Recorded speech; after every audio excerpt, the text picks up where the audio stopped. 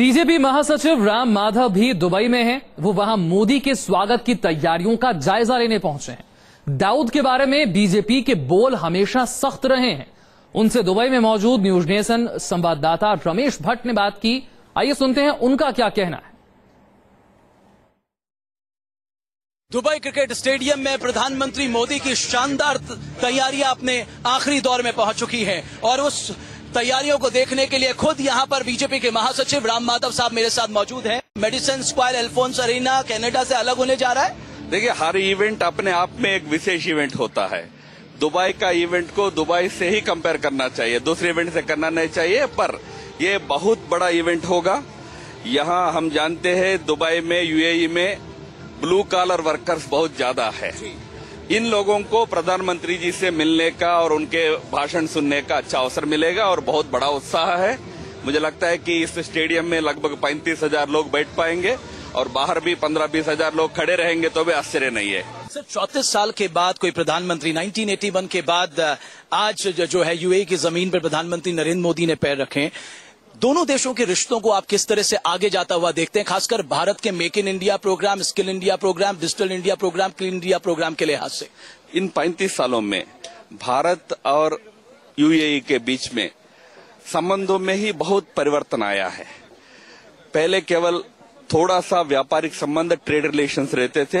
आज बहुत बड़ा ह्यूमन रिसोर्सेस के संबंध इन दोनों देशों के बीच है। विशेषकर भारत का लगभग 25 लाख लोग यहाँ, लगभग उतने लोग यहाँ अनेक कामों में लगे हुए हैं।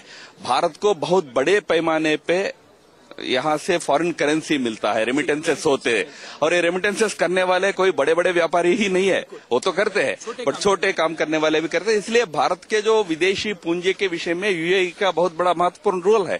तो हमारे इकोनॉमिक रिलेशंस है, ट्रेड रिलेशंस है, पीपल टू पीपल रिलेशन है, ये सबको और स्ट्रेंथन करना और अरब दुनिया में जो एक महत्वपूर्ण देश है यूएई, इसके साथ भारत का संबंध एकदम घनिष्ठ होना, ये इस विजिट से अपेक्षित है। सर, कई रिपोर्ट्स ये भी है कि अंडरवर्ल्ड में बड़ी खलबली मची है, क्योंकि दुबई में जिस तरह का दाऊद इब्राहिम की अपनी अवैध संपत्तियां हैं, उनको जब्त करने की भी भारत सरकार पूरी तरह से कोशिश करेगी।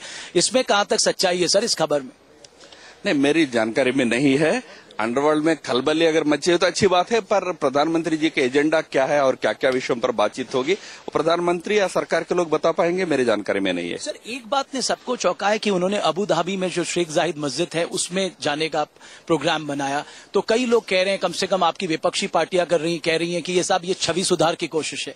जो भी देश के बड़े नेता इस देश में ऑफिशियल विजिट पे आते हैं तो इस देश का एक बहुत बड़ा, एक प्रसिद्ध स्थान, वहाँ बड़ा मस्जिद रहा है और जाना होता है। वैसे मैं जानकारी के लिए कह दूं कि प्रधानमंत्री सेंट्रल एशिया में थे तो वहाँ भी एक मस्जिद और मौसोलियम में गए थे।